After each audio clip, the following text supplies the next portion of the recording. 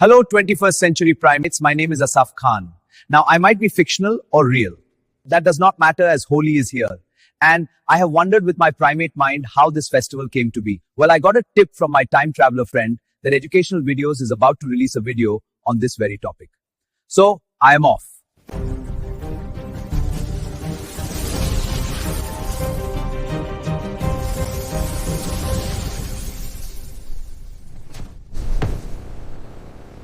Well, I am here.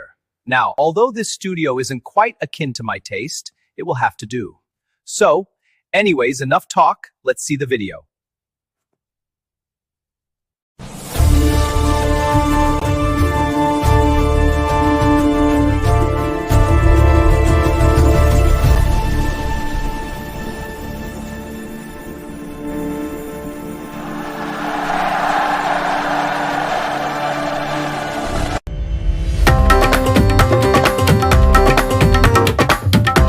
रंगों का त्योहार होली, दुनिया का शायद सबसे वाइब्रेंट फेस्टिवल। लेकिन क्या आपने कभी सोचा है कि इन उड़ते हुए रंगों के पीछे क्या है?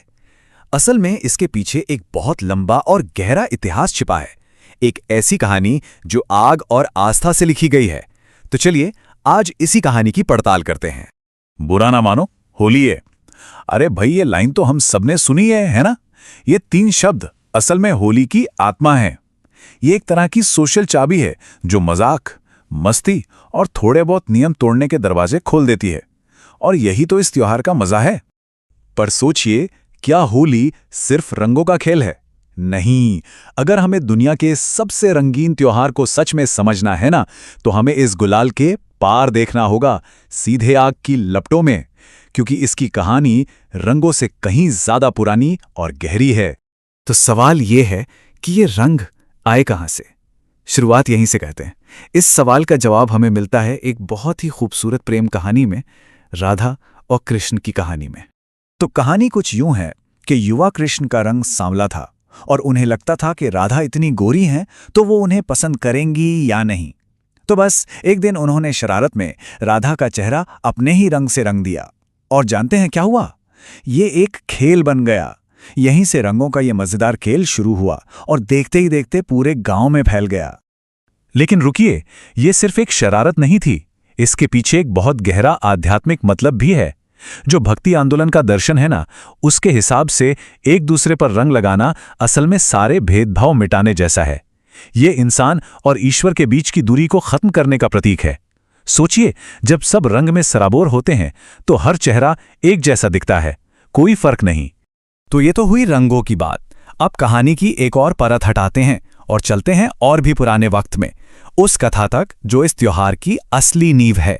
याद रखिए, रंगों से बहुत पहले आग थी और ये कहानी है होलिका और प्रहलाद की। देखिए, इस कहानी के केंद्र में 2 बिल्कुल अलग अलग किरदार हैं। एक तरफ है प्रहलाद, जिसकी ईश्वर में आस्था को कोई डिगा नहीं सकता, वो अच्छाई का प्रतीक है। और दूसरी तरफ उनकी अपनी बुआ राक्षसी होलिका, जो अहंकार, धोखे और बुराई का सिंबल है। अब प्रहलाद के पिता राक्षस राजा हिरण्यकश्यपु की कहानी भी बड़ी मजेदार है। उन्हें एक ऐसा वरदान मिला था जिसने उन्हें लगभग इनविंसिबल बना दिया था। जरा शर्तें तो सुनिए। उसे ना कोई इंसान मार सकता है, ना कोई जानवर, ना घर के अंदर, ना बाहर, ना दिन में, ना रात में, ना जमीन पर, ना आसमान में, और तो और किसी हथियार से भी नहीं। मतलब हर तरफ से सेफ। अब अपनी ताकत के घमंड में चूर राजा ने अपने ही बेटे प्रहलाद को मारने की ठान ली और इसके लिए उसने अपनी बहन होलिका की मदद ली।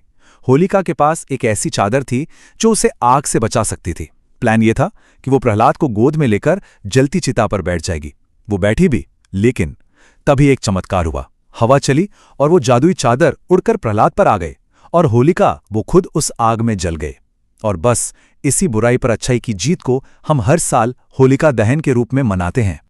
तो ये तो हुई पौराणिक कथाएं।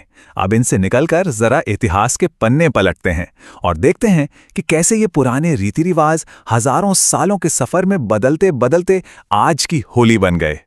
इसका सफर देखिए। 4वीं सदी के साहित्य में इसका जिक्र वसंतोत्सव के नाम से मिलता है, यानी वसंत का त्योहार। फिर आया भक्ति आंदोलन, जिसने राधा कृष्ण की कहानी को हर घर तक पहुंचा दिया। फिर 16वीं शताब्दी में आपको पता है, मुगल बादशाह जैसे अकबर भी इसे अपने दरबार में बड़े शौक से मनाते थे। कहानी और आगे बढ़ी जब भारत से मजदूर इसे फगवा के नाम से कैरेबियन तक ले गए, और आज तो बॉलीवुड ने इसे एक ऐसी पहचान दे दी है जिसे पूरी दुनिया जानती है। हाँ, ये मुगल दरबार वाली बात वाकई में बहुत दिलचस्प है। वहां होली सिर्फ एक त्योहार नहीं था, ये एक तरह से सॉफ्ट पावर का जरिया बन गई। ये उस वक्त के शासकों की, खासकर अकबर जैसे बादशाह की राजनीतिक समझ को दिखाता है। उन्होंने इस त्योहार को अपनी हिंदू प्रजा के साथ एक कल्चरल ब्रिज बनाने के लिए इस्तेमाल किया, एक साझा संस्कृति को बढ़ावा देने के लिए। तो अब कहानी को फास्ट फॉरवर्ड करते हैं और आते हैं बिल्कुल आज के जमाने में, और देखते हैं कि कैसे वृंदावन की गलियों का ये त्योहार रातों रात एक वायरल ग्लोबल इवेंट बन गया। 70,000 से भी ज्यादा, ये एक भीड़ का नंबर है। एक ऐसी भीड़ जिसने एक ही जगह पर होली मनाई और बस वहीं से इस त्योहार को दुनिया के कोने कोने तक पहुंचा दिया। ये हुआ था साल 2012 में। अमेरिका के यूटा में एक जगह है स्पेनिश फोर्क, वहां एक होली फेस्टिवल हुआ और उसकी तस्वीरें इंटरनेट पर वायरल हो गई। उन तस्वीरों में जो एनर्जी थी, जो रंग थे, उन्होंने पूरी दुनिया को अपनी तरफ खींच लिया और रातों रात होली एक ग्लोबल शेयर करने लायक फिनोमिनन बन गई। एक ऐसा इवेंट जिसे हर कोई अपने दोस्तों के साथ शेयर करना चाहता था। पर आज की दुनिया में होली कुछ नई बहसों और चुनौतियों का सामना भी कर रही है। जैसे जो केमिकल वाले रंग हैं उनसे सेहत को नुकसान होता है, तो उसके जवाब में हर्बल होली का चलन बढ़ रहा है। बुरा ना मानो होली है बोलकर जो जबरदस्ती होती थी, उसके खिलाफ अब कंसेंट यानी सहमति और सेफ्टी पर जोर दिया जा रहा है। और हाँ, पानी की कमी को देखते हुए ड्राई होली को भी बढ़ावा दिया जा रहा है। ये सब क्या दिखाता है? यही कि ये प्राचीन त्योहार आज भी जिंदा है और वक्त के साथ खुद को बदल रहा है, इवॉल्व हो रहा है। तो फिर आखिर होली है क्या?